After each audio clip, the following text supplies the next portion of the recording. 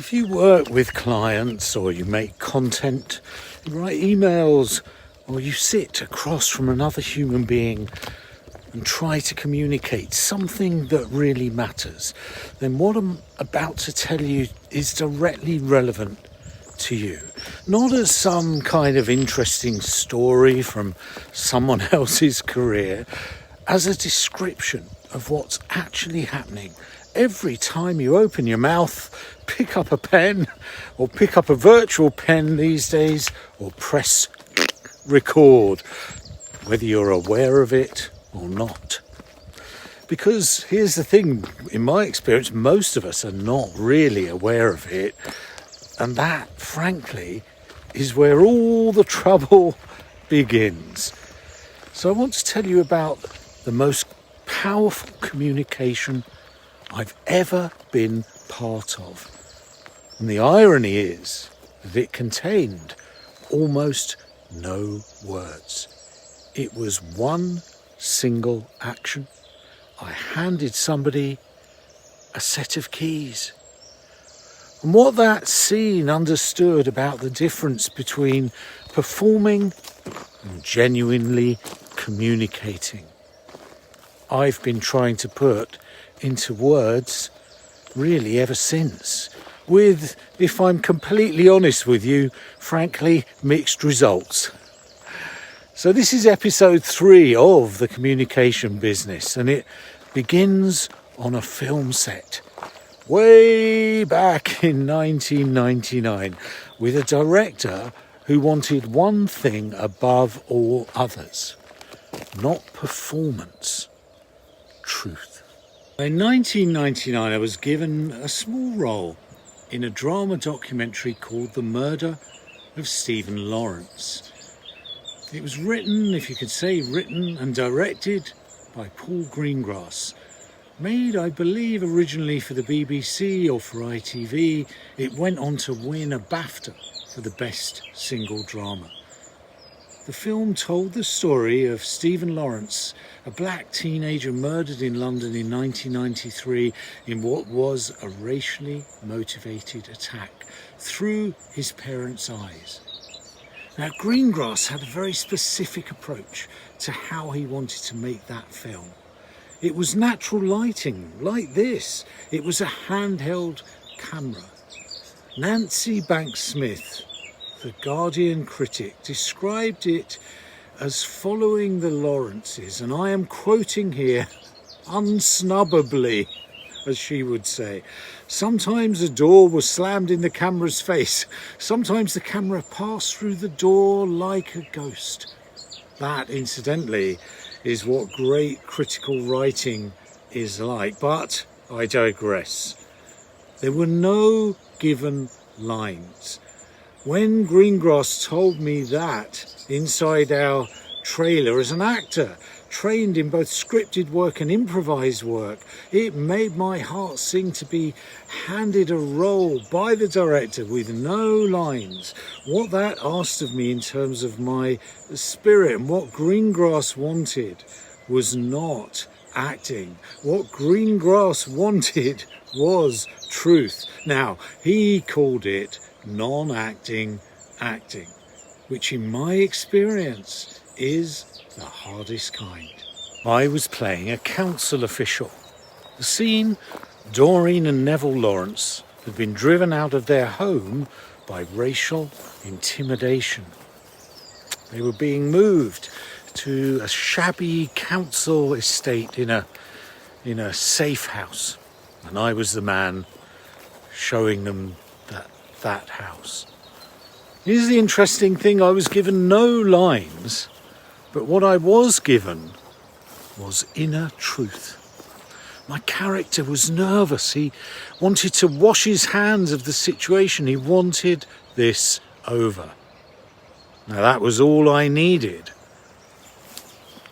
Here's the thing: before Greengrass called action, it was remarkable to me to be standing between two incredible actors with no script and no words to back up but intention. And when Greengrass called action, I looked at the space at Marianne Jean-Baptiste and I said something that I hadn't planned. Something that came entirely from what I knew about the character of that council official. Obviously, it could do with a bit of a clean-up and stuff. It really is your responsibility, so I'll leave you to it. Not from a script. From the truth of who that man was in that situation. And then I handed Marianne Jean-Baptiste the keys. Very much the way you would hand someone when you can't leave fast enough. One take. The scene worked because everyone in it understood really one another's truth. Words were often not needed. The action was the thing that carried everything. Being in the communication business, as it turns out, doesn't always mean being in the word business. And then I want to tell you what happened after, because a critic read that scene in The Guardian, and what she wrote contained something that I've never quite got over. Now, Nancy Banks-Smith was one of the finest television critics the UK has ever produced. She reviewed the film in The Guardian, and she opened her review with 5 words. Words carry unspoken freight of meaning. Or is that 6 words? Then she used the scene that I'd been in as her example. She quoted me as the housing official. She quoted the lines that I'd used. And when I read that review, I was frankly dumbstruck. That scene took up a couple of minutes, and there it was in a national newspaper as an illustration of how language carries meaning. She was right about every word of her analysis, about the institutional callousness, the bureaucratic dismissal, the responsibility shifted onto a family they'd already lost everything. They'd lost their son, their house, everything. She was right.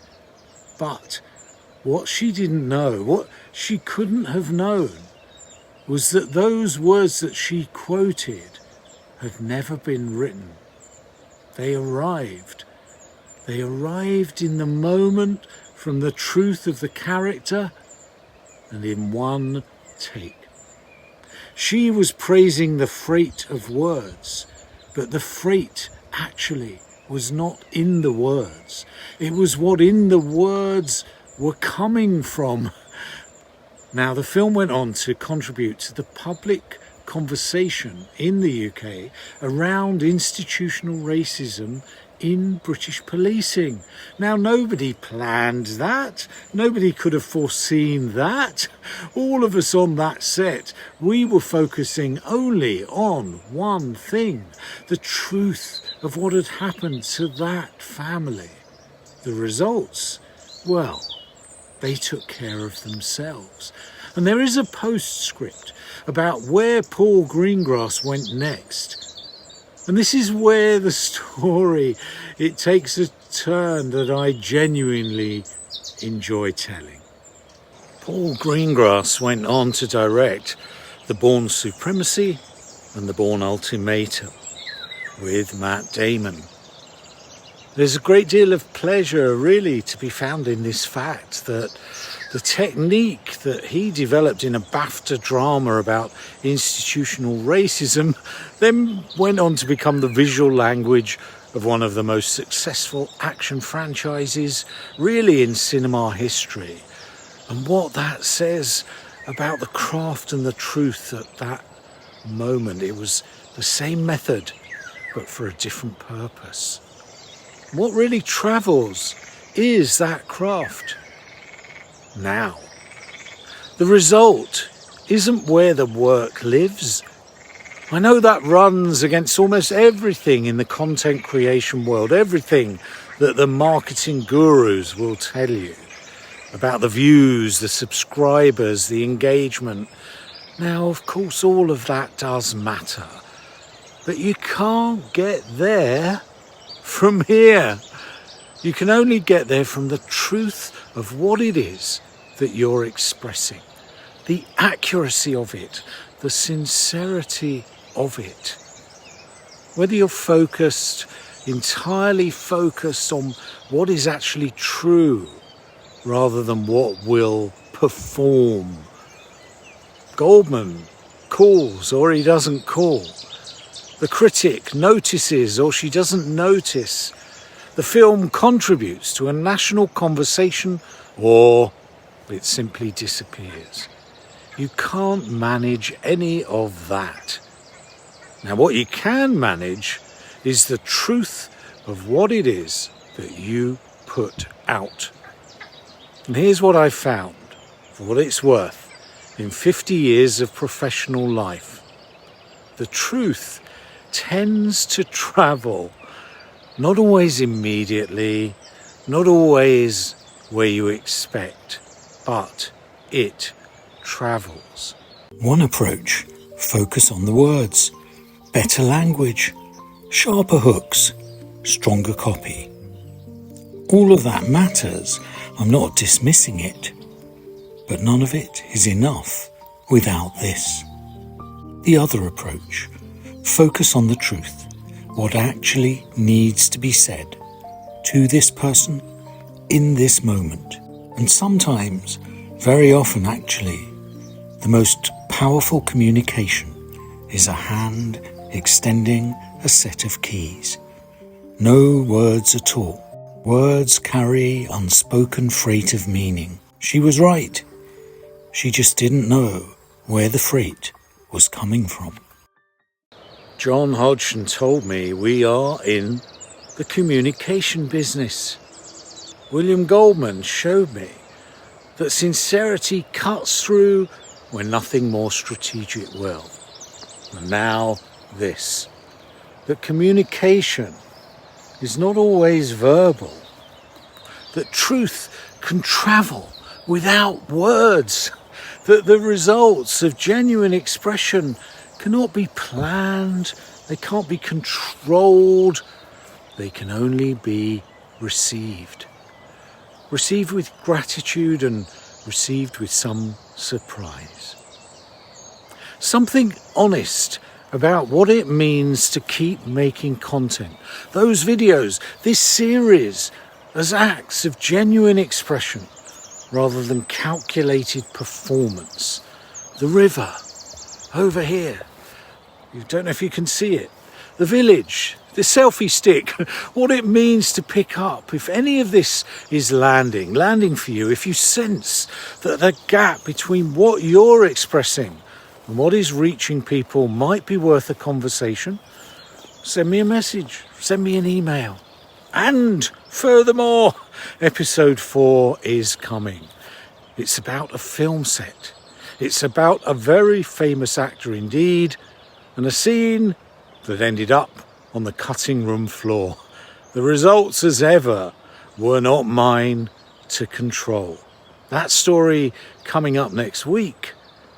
Take good care of yourself and take good care of those you seek to work with.